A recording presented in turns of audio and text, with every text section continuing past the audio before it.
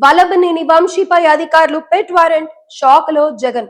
Gannavaram TDP కార్యాలయంపై దాడికి సంబంధించి వైఎస్ఆర్సీపీ కీలక నేత గన్నవరం మాజీ ఎమ్మెల్యే వల్లభనేని వంశీపై సిఐడి అధికారులు పెట్ వారెంట్ జారీ చేశారు. అయితే ఇదే విషయంగా మంగళవారం కోర్టులో హాజరుపరచాలని థర్డ్ ఏసీఎం కోర్టు ఆదేశాలు జారీ చేసింది. గన్నవరం తెలుగుదేశం పార్టీ కార్యాలయంపై దాడి కేసులో సిఐడి దూకుడు పెంచింది. వల్లభనేని వంశీపై అధికారులు పెట్ వారెంట్ జారీ చేశారు. ఈ నెల 25వ తేదీన అంటే మంగళవారం కోర్టులో హాజరుపరచాలని థర్డ్ ఏసీఎం కోర్టు ఆదేశాలు జారీ చేసింది. కాగా ఇప్పటికే సత్యవర్ధన్ కిడ్నాప్ కేసులో వంశీ జిల్లా జైల్లో ఉన్నాడు.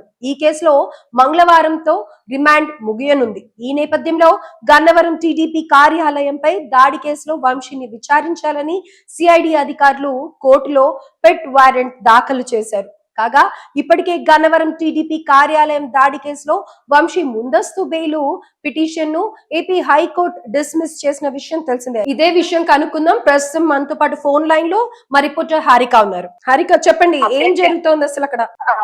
వల్లభనేని వంశీపై అధికారులు కిట్టి వారెంట్ అయితే జారీ చేశారు. ఈ నెల 25వ తేదీన అంటే మంగళవారం రోజు కోర్టులో హాజరుపరచాలని థర్డ్ ఏసీఎం కోర్టు ఆదేశాలు జారీ చేసింది. కాగా ఇప్పటికే సత్యవర్ధన్ కిడ్నాప్ కేసులో వంశీ జిల్లా జైలులో ఉన్నారు. అయితే ఈ కేసులో మంగళవారంతో రిమాండ్ అయితే ముగియనుంది. అయితే ఈ రిమాండ్ కి సంబంధించి అంటే దానికి బెయిల్ కావాలి అని చెప్పేసి వంశీకి దీంట్లో ఒక వారెంట్ ఒక పిల్ అయితే వేశారు. కానీ దాన్ని రిజెక్ట్ చేస్తూ కోర్టు ఆదేశాలు అయితే ఇచ్చింది. అయితే ఈ నేపథ్యంలో గన్నవరం టీడీపీ కార్యాలయంపై దాడి కేసులో కూడా వంశీని విచారించాలని సిఐడి అధికారులు కోర్టులో పిటి వారెంట్ అయితే దాఖలాలు చేశారు. కాగా ఇప్పటికే గన్నవరం టీడీపీ కార్యాలయంలో దాడి కేసులో వంశీ ముందస్తు బెయిల్ పిటిషన్ కూడా ఏపీ హైకోర్టు డిస్మిస్ చేసింది ఇంతకు ముందు చెప్పినట్టుగానే. అయితే మాజీ ఎమ్మెల్యే వైసీపీ నేత వల్లభనేని వంశీపై ఏపీ హైకోర్టు షాక్ ఇచ్చినట్టు మాట్లాడుకోవాలి. అయితే గన్నవరం టీడీపీ కార్యాలయంపై దాడి కేసులో వంశీకి బెయిల్ ఇచ్చేందుకు న్యాయస్థానం నిరాకరించింది. ఎందుకు అని అంటే ఇప్పుడు సిఐడి గాని అటు పోలీసులు గాని ఈయనని విచారించాలి అని చెప్పేసి ఇప్పుడు సత్యవర్ధన్ ని సిద్ధం చేసిన విషయంలో గాని ఇప్పుడు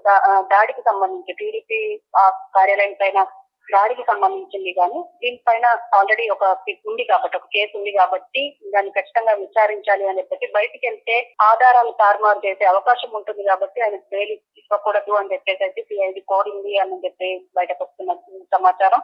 అయితే ముందస్తు బెయిల్ కోరిన విషయం మనందరికీ తెలిసిందే. దీనికి సంబంధించి ధర్మాసనం కొట్టేసింది. అయితే ఎస్సీ కోర్టును కూడా ఆశ్రయించాలని న్యాయస్థానం సూచించింది. ఇదే కేసులో గతంలో 36 మందికి ముందస్తు బెయిల్ ఇచ్చేందుకు హైకోర్టు నిరాకరించిన విషయం తెలిసింది. ఆ తర్వాత వారంతా విజయవాడలోని ఎస్సీ కోర్టును ఆశ్రయించారు. అక్కడ కూడా ఈ 36 మందికి ఎదురు చెప్పే తగిలిందని చెప్పుకోవాలి. అయితే వీరికి ముందస్తు బెయిల్ ఇచ్చేందుకు ఎస్సీ కోర్టు కూడా నిరాకరించింది. తాజాగా వంశీకి కూడా ముందస్తు బెయిల్ ఇచ్చేందుకు హైకోర్టు నిరాకరించింది అని చెప్పేసి చెప్పుకోవచ్చు. ఇంకా మిగతా చర్యల కోసం పోలీసులు రంగం సిద్ధం చేసుకుంటున్నారా అని చెప్పేసి అనుకోవచ్చు. అయితే మనం రీసెంట్ గా కూడా చూసాము. దీనికి సంబంధించి మాజీ ముఖ్యమంత్రి జగన్ ఎవరైతే ఉన్నారో వంశీని కలిశారు. అప్పుడు ఆయన మాట్లాడిన మాటల్ని కూడా ఒకసారి గుర్తు చేసుకోవాలి. ఏంటంటే ముఖ్యంగా ప్రజాస్వామ్యాన్ని కూని చేస్తుంది ఈ కూటమి ప్రభుత్వం అని చెప్పేసి అండ్ కుట్రతో బెయిల్ అడ్డుకుంటున్నారు, కావాలని ఇలా కేసుల్లో ఇరికిస్తున్నారు, వైఎస్ఆర్సీపీ పార్టీ నేతల్ని గాని ఇబ్బంది పెట్టే చర్యలు చేపడుతున్నారు అని చెప్పేసి అంటున్నారు.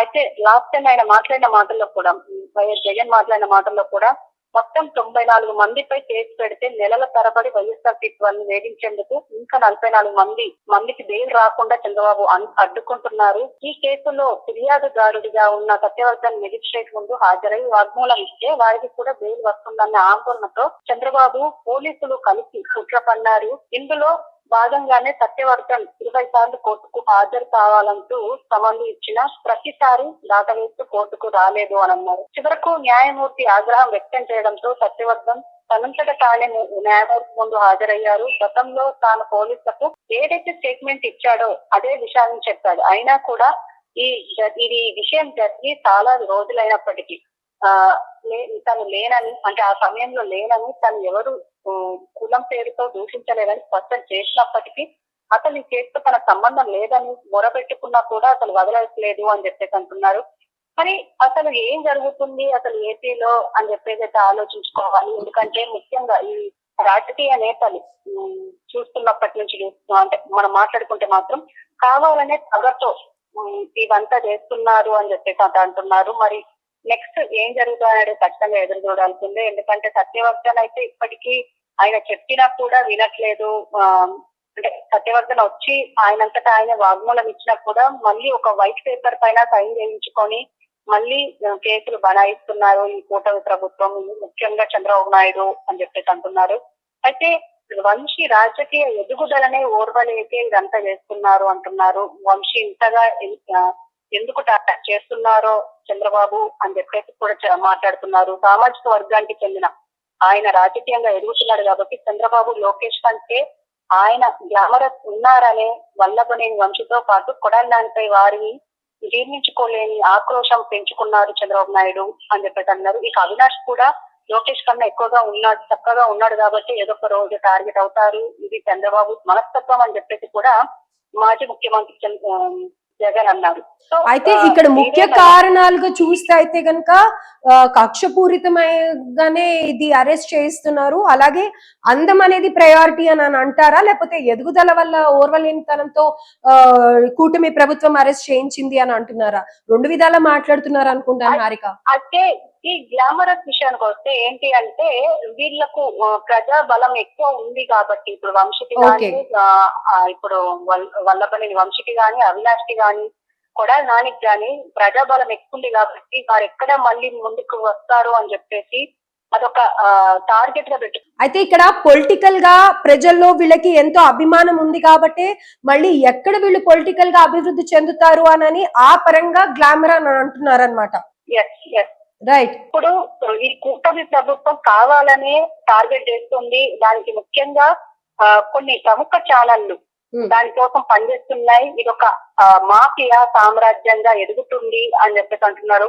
ఈ కుట్రలు కుతంత్రాలనే ప్రొడ్యూస్ చేస్తున్నాయి కూడా మీడియా ఛానళ్లు అని చెప్పేసి కూడా ఆరోపించారు మాజీ ముఖ్యమంత్రి జగన్. అయితే ఇప్పుడు ఈ సత్యవర్ధన్ కి సంబంధించింది కానీ ఇటు టీడీపీ కార్యాలయం మీద దాడికి సంబంధించింది అయితే ఇప్పటికీ మాట్లాడుతున్నది ఏంటంటే ఏపీ హైకోర్టు ఈ కేసును కొట్టివేసింది. నెక్స్ట్ ఖచ్చితంగా ఆయనకున్న స్టేట్మెంట్లలో ఇప్పుడు వచ్చిన ఈ కేసులన్నిటిపైన విచారణ జరగాలి అని చెప్పేసి అయితే ఇప్పుడు సిఐడి కోరింది. మరి నెక్స్ట్ ఏం జరుగుతుంది అనేది మిగతా అప్డేట్స్ కోసం ఎదురు చూడాల్సింది అంతా. రైట్. మొత్తానికి వల్లభనేని వంశీ ఏదైతే బెయిల్ కోరారో దాన్ని నిరాకరించడం జరిగింది హైకోర్టు. ముఖ్యంగా ఇక్కడ జగన్ ప్రెస్ మీట్ పెట్టినప్పుడు కూడా మాట్లాడిన మాటలు ఏంటంటే పొలిటికల్ గా అభివృద్ధి చెందుతున్నారని, అలాగే అక్కడ గన్నవరం ఆఫీస్ పైన మా వాళ్ళు ఎవరు దాడి చేయలేదు, ఇది కక్షపూరితంగానే క్రియేట్ చేసి కావాలని వాళ్ళ ఎదుగుదలకు మచ్చ తెచ్చేలాగా కూటమి ప్రభుత్వం అరెస్టులు చేస్తోంది, ప్రతి ఒక్కళ్ళని అరెస్ట్ చేస్తోంది అని చెప్పి జగన్ మాట్లాడడం మనం గతంలో ప్రెస్ మీట్ లో కూడా చూసాం. అయితే ఇప్పుడు నిజంగా ఈ విషయం జగన్ గారు ఆల్రెడీ వచ్చి వల్లభనేని వంశీని జైల్లో కలిశారు. ఇప్పుడు ఇది బెయిల్ రాదు అని అంటే ఆయనకి షాక్ అనే చెప్పుకోవాలి. అయితే ఒక్కొక్కళ్ళుగా అరెస్ట్ అవుతూ ఉన్నారు. ఇంకా వాళ్ళు చేసిన తప్పులు కూడా ఎన్నో ఉన్నాయి, అయినా కానీ అరెస్ట్ చేయట్లేదు ఏంటి అని చెప్పి ఒక పక్క ప్రజలు మాట్లాడుతున్నారు. ఇప్పుడు అరెస్ట్ చేసిన దానికి వైఎస్ఆర్సీపీ వాళ్ళేమో కక్షపూరితమైన చర్యలు చేస్తున్నారు. మేము కూడా మళ్ళీ వస్తాము, మేము కూడా గెలుస్తాము, అప్పుడు మేమేం చేయాలో చేస్తాము అని కూడా రోజా కానీ లేకపోతే జగన్ కానీ కొడాలి నాని కానీ వీళ్ళందరూ కూడా మాట్లాడడం జరిగింది. అయితే ఇప్పుడు అసలు ఇంకా ఏం జరగబోతుంది అనేది చూడాలి. ముఖ్యంగా ఇక్కడ బెయిల్ ఇవ్వడానికి నిరాకరించడానికి కారణమైతే వల్లభనేని వంశీ బయటికి వచ్చినట్టయితే ఆధారాలు ఏవైతే ఉన్నాయో అవి తారుమారు చేసే ప్రయత్నం చేస్తారు అన్న ముఖ్య ఉద్దేశంతోనే బెయిల్ నిరాకరించినట్టుగా తెలుస్తుంది. ఫర్దర్ గా అప్డేట్స్ అందిస్తూనే ఉంటాం. Stay tune.